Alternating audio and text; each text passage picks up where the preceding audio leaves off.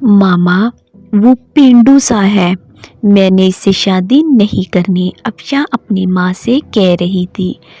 माँ ने प्यार से कहा, बेटी वो तुम्हारा कज़न है, अच्छा लड़का है, क्यों शादी नहीं करनी इससे? मम्मा वो पेंडू सा है, ना इसे कपड़े पहनने की तमीज़ है, ना इसे बात करने की तमीज़ है, मैं इसके साथ शादी नहीं करूँगी। अफशा शादी तो करनी पड़ेगी, तुम राज़ी हो या ना हो। अफशा ने अपने कज़न सारिम को कॉल की। सारिम मैं तुमसे शादी नहीं करना चाहती, तुम शादी से इनकार कर दो। सारिम ने कहा, मैं माँ बाप की मर्ज़ी के ख़िलाफ़ नहीं जा सकता, मैं तुम्हारे साथ ज़िंदगी भर नहीं रह सकती। ठीक है तुम खुद इनकार कर दो, फिर मैं तो कुछ नहीं कहने वाला। अफशा ने जब देखा इसकी शादी सारिम से कर रहे हैं, इसने खुदकुशी करने के लिए घर में पड़ी काफ़ी सारी दवाइयाँ खा ली। हस्पताल लेके डॉक्टर्स ने मीता वॉश किया, जान बच गई। अफशा ने अपनी माँ के सामने हाथ जोड़े, मामा मुझ पर रहम करो, मैं इस जाहिल इंसान के साथ नहीं रह सकती, वो भी गाँव में। मम्मा ने कहा, बेटी सोच लो, हम सब जानते हैं सारिम बहुत अच्छा लड़का है, क्या हुआ जो वो इतना पढ़ा लिखा नहीं है, वो गांव में रहता है, लेकिन वो लड़का अच्छा है। अफशा के ना चाहते हुए भी इसकी शादी सारिम से करवा दी गई। अफशा ने बस समझ लिया कि अब जिंदगी बर्बाद हो गई, सारे ख्वाब ख़त्म हो गए, सब खुशियाँ जला दी गई हैं, सब कुछ एक जाहिल इंसान के हवाले हो गया। पहली रात थी। अफशा ने सारिम को कहा, सारिम तुम मुझसे शादी करना चाहते थे, शादी हो गई है, लेकिन मुझसे दूर रहो। सारिम मुस्कुराते हुए कहने लगा, ठीक है अफशा, आप इतना गुस्सा क्यों कर रही हैं? अफशा गुस्से से बोली, तुमने मेरी ज़िंदगी तबाह कर दी है सारिम। सारिम ने एक डिबिया खोली, इसमें चमकती हुई अंगूठी थी।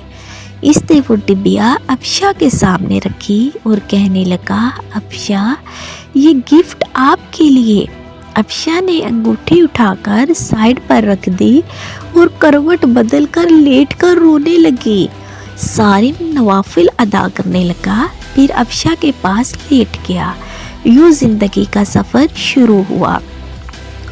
अफशा का दम घुटने लगा सारिम के साथ। सारिम दिखने में खूबसूरत था, बस ज़्यादा पढ़ा लिखा नहीं था, डिसेंट सा भी नहीं था। अफशा मॉडर्न सी लड़की थी। सारिम सुबह उठते ही अफशा का माथा चूमता, फिर खुद नाश्ता बनाता। अफशा को गुस्सा आता, ये बंदा मुझे इम्प्रेस करने के चक्करों में है। अफशा जब सारिम के हाथ का बना खाना खाती बहुत हैरान होती, इतने मज़े का खाना। सारिम रात को थका हारा आता, अफशा बस खामोश सी अपनी दुनिया में गुम सी रहती। इसको कोई परवाह नहीं थी सारिम की। सारिम भी अफशा को कुछ नहीं कहता था। घर आकर खाना बनाता, अफशा को खाना देता। अफशा पत्थर दिल थी शायद, न घर की सफाई करती, ना वो सारिम के कपड़े धोती। सारिम अपने काम खुद करता।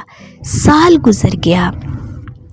सारिम अफशा की हर बेरुखी चूम कर बर्दाश्त करता। अफशा को यूं लगता था एक बुद्धू सा इंसान पल्ले पड़ गया है। सारिम जो कि एक मर्द था, वो औरत पे हाथ उठाना मर्द की शान के खिलाफ समझता था। फिर इस पर हाथ उठाना जो हम सफ़र हो। सारिम ने एक दिन कहा, अफशा तुम अपना ख्याल क्यों नहीं रखती? पागल, देखो रंग कितना धीमा पड़ गया है तुम्हारा, तुम्हारे बाल देखो कितने रूखे से हो गए हैं।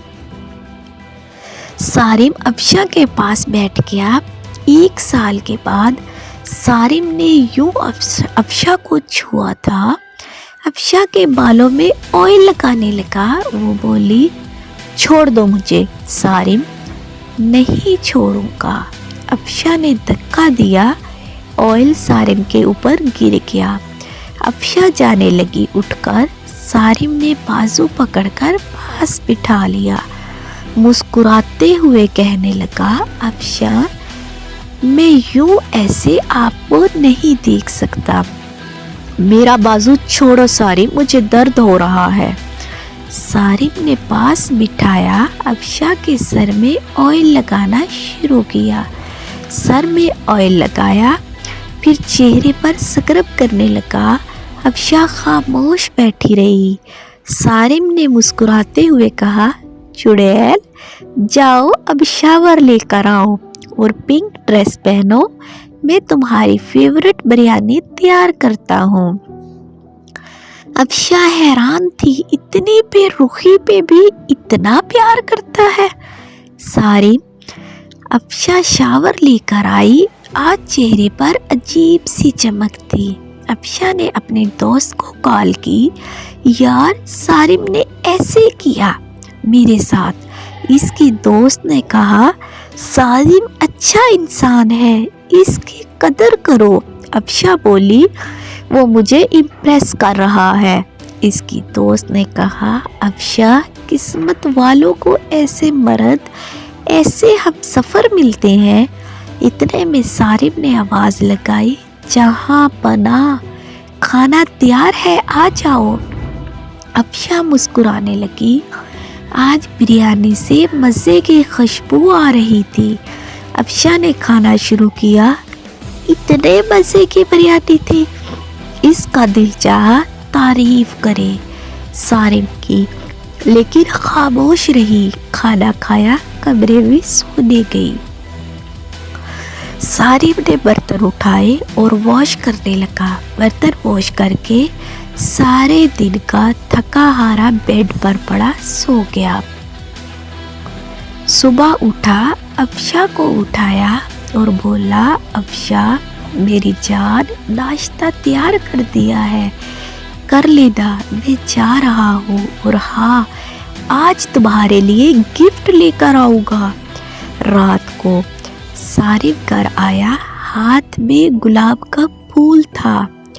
افشا گارڈن میں کرسی پر بیٹھی تھی، ہلکی سی ہوا چل رہی تھی، شام کا وقت تھا، ہلکی سی روشنی تھی۔ صارم گھٹنوں کے بل بیٹھ گیا، گلاب کا پھول افشا کو دیا، مسکراتے ہوئے کہنے لگا، ہیپی برتھ ڈے افشا۔ افشا چونک کر بولی، تم کو کیسے یاد ہے میرا آج برتھ ڈے ہے؟ ہم سفر ہو آپ کا افشا۔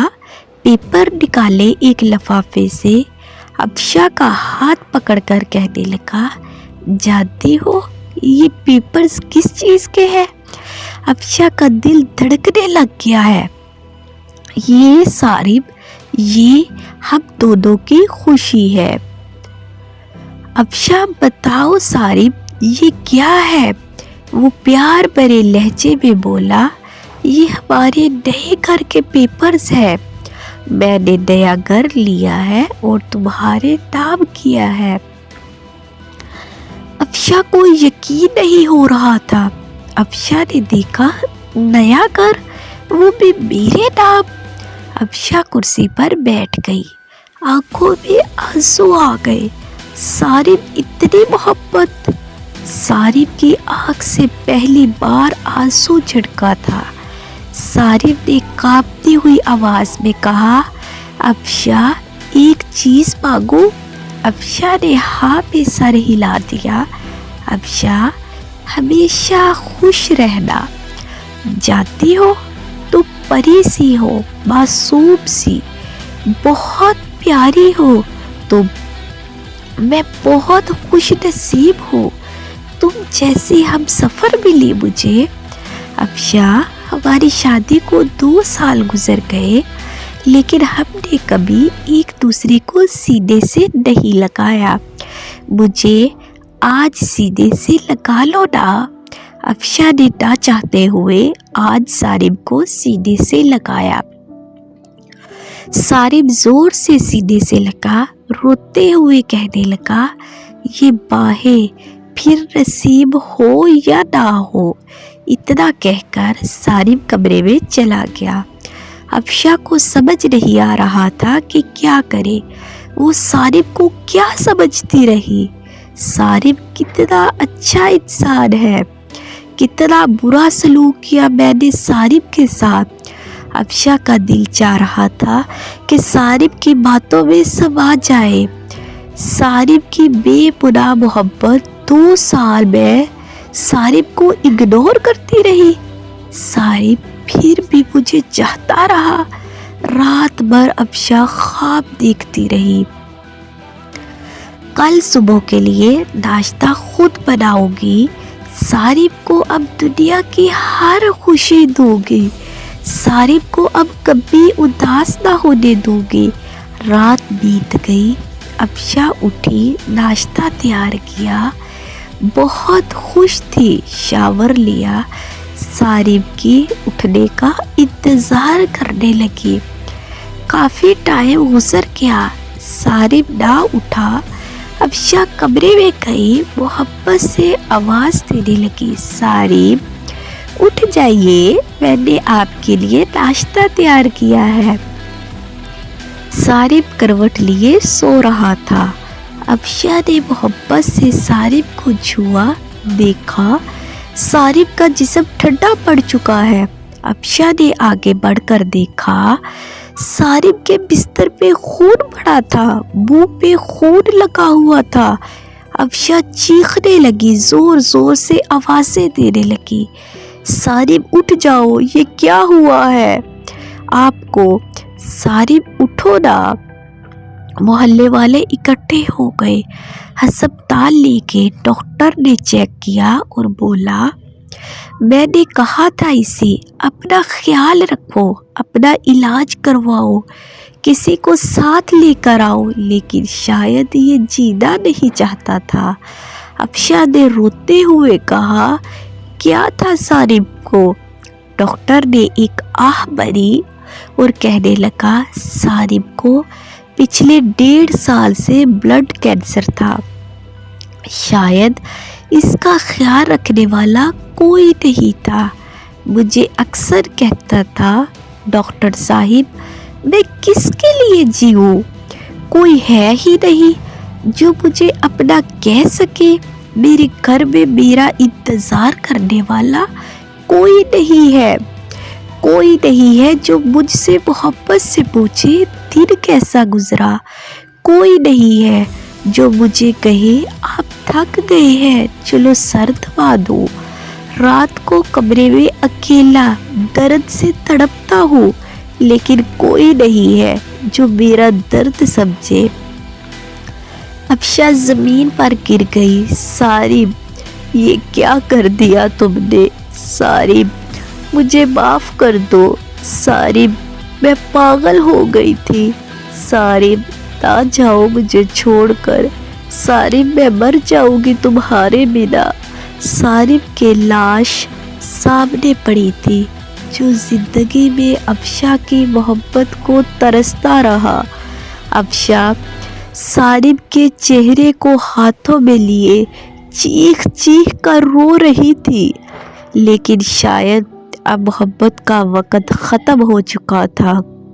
सारिब हमेशा के लिए आज़ाद कर गया था अफशा को। दोस्तों, किसी के जज्बात से मत खेलो, किसी को इतना ना सताओ कि वो मर जाए।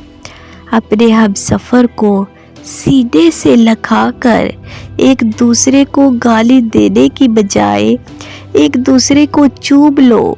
अदा में मोहब्बत के लम्हों को न जला देना। छोटी सी ज़िंदगी है, न जाने कब बिछड़ जाए, कब मौत आ